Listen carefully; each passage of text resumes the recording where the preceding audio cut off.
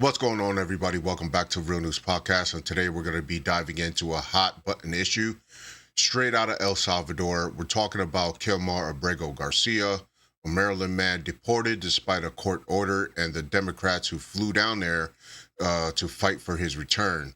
But I'm going to break this down, keeping it real, keep it all right, and just asking hard questions about security law and who we're really protecting here. So buckle up. All right. So before we get into it, before I set the stage, let me jump over to a video. It's unclear how exactly this visit was arranged, but Maryland Senator Chris Van Hollen says he'll share more details when he returns from El Salvador. Our goal was very simple today, which was to check on the health and well-being of Kilmar. Maryland Democratic Senator Chris Van Hollen sat down with Kilmar Abrego Garcia Thursday. He posted on X, quote, "I said my main goal of this trip was to meet with Kilmar. Tonight I had that chance." Van Hollen also commented on his meeting with El Salvador's vice president Wednesday. I asked him not to be complicit in the Trump administration's law-breaking. But El Salvador's president, posting his own pictures of the meeting, said about Abrego Garcia, quote, "Now that he's been confirmed healthy, he gets the honor of staying in El Salvador's custody." The Supreme Court ruled that the U.S. must facilitate Abrego Garcia's return after the government said his deportation was a, quote, "administrative error." I don't see how judges can take that authority away from a president. President Trump was asked if he thinks Abrego Garcia deserves due process. I have to refer again to the lawyers. I'll have to do what they ask me to do. The White House alleges Abrego Garcia is a gang member, which he and his lawyers deny. Now, more Democrats in Congress, including New Jersey Senator Cory Booker, are expected to visit El Salvador. In Washington, I'm Maddie Biertemple. This man literally just asked or tried to tell the president of El Salvador not to side with the president of the United States. That is crazy. That is crazy. You're just a senator, and you're just a representative of a state, and you're literally asking another president of a country not to, not to abide by the rules of the president of another president of a nation that you come from. That is insane. I don't know what these people are thinking. They are nuts. Nuts. But let's keep it moving. All right, so let's set the stage right now. Now, a group of House Democrats, Representative Robert Garcia, Maxwell Frost, Yasmin Ansari, and Maxine Dexter hopped on a plane to El Salvador to advocate for Abrego Garcia. Now, a man they claim was mistakenly deported. They're shouting from the rooftops that President Donald Trump is defying a Supreme Court order to bring this guy back, accusing him of kidnapping immigrants and denying due process. Now, I get it. Nobody wants to see an innocent person caught in a bureaucratic mess, right? But hold up, fam. There's another side to the story, and it's one that the left ain't telling you.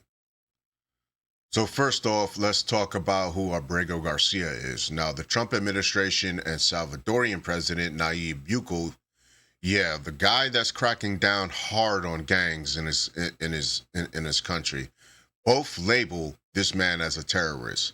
Now, they're pointing fingers at potential ties to MS-13, a gang that has been terrorizing communities both here and in Central America. Now the Democrats will tell you that it's a tip from one informant. But let me ask you something. If there's even a whisper of gang affiliation, shouldn't we be extra cautious? I mean, we're not talking about jaywalking. We're talking about a group that's known for violence, known for drugs and destruction. Now, the Department of Homeland Security didn't mince words. They called this trip a chance for Democrats to meet and shake hands with a terrorist. That's a bold statement. As Republicans, um, we just got to prioritize the safety of American citizens over our feelings. Now, I know the Democrats are saying Abrego Garcia was protected by a 2019 court order that his deportation was as administrative error. Fine, mistakes happen, but since when do we just roll over and just ignore national security concerns because of a paperwork snafu, right? Now, the Trump administration doubled down, saying that this guy deserved to be deported, and Buchel's backing that up, refusing to send him back. Salvadorian officials even told Senator Chris Van Hollen that the U.S. is funding them to keep Abrego Garcia locked up in their mega prison, CCOT. If that's true, sounds to me like Trump is making a strategic move to keeping potential threats out of our backyard. And let's not forget the political gamemanship here. House Republicans like Oversight Chair James Comer and Homeland Security Chair Mark Green shut down the Democrats' request to fund this trip as an official congressional delegation. Now, Comer straight up said he ain't spending a single dime of taxpayer funds to meet with the foreign gang members. So why should hard-working Americans foot the bill for a trip that smells like a publicity stunt? Doesn't make any sense at all, right? Meanwhile, the Republican reps like Jason Smith and Riley Moore got official travel to check out the same prison. Now that's consistency, holding the line on law and order while the left plays sob story politics. Look, I'm all about due process. If Abrego Garcia truly has a criminal record in El Salvador, like Van Hollen claims that the Salvadorian government told him, then let's see the evidence. But until then, I'm not buying the Democratic narrative that this is just some grand violation of constitutional rights. Donald Trump's job is to protect Americans, not to cater to every single case that the left wants to turn into a cause, right, to celebrate. And let's be real. Nayib Buchel's got his own house to clean. He's fighting a war against gangs. And if he's saying Abrego Garcia is a threat, I'm inclined to listen. Here's where I draw the line as a Republican. We can't just let emotion just override reason. The Democrats are out here saying that Donald Trump's defying the Supreme Court, but executive authority has limits, especially when it comes to immigration enforcement.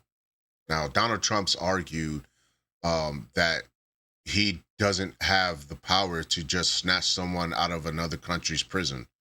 And honestly, that checks out. Plus, if we're paying El Salvador to hold this guy, that's a policy decision, not a personal vendetta. We got to trust that the administration is making calls based on intel that we might not see.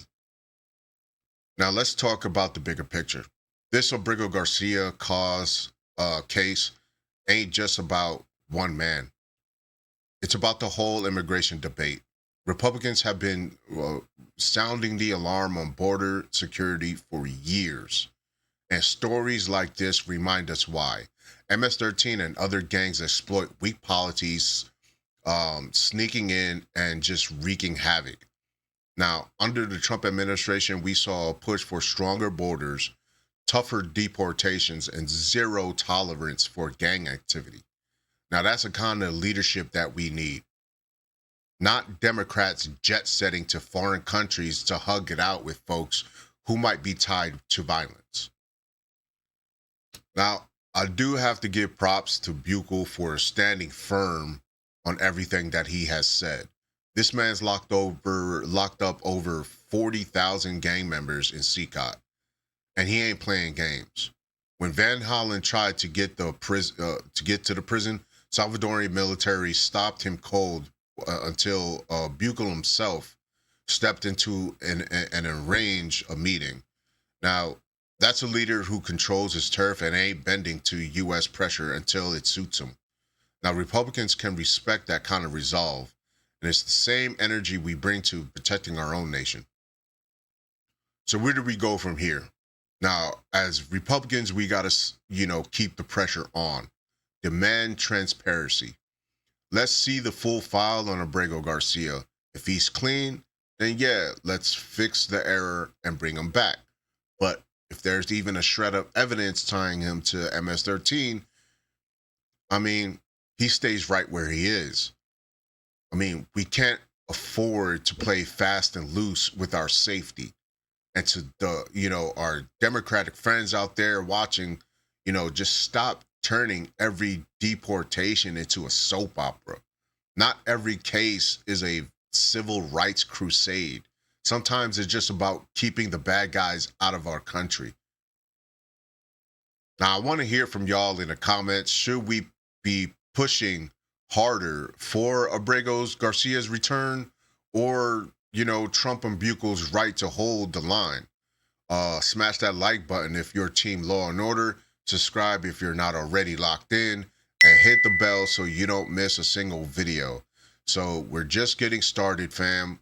Let's keep the conversation going. So until next time, stay sharp, stay smart, and I'll see you in the next one. Peace.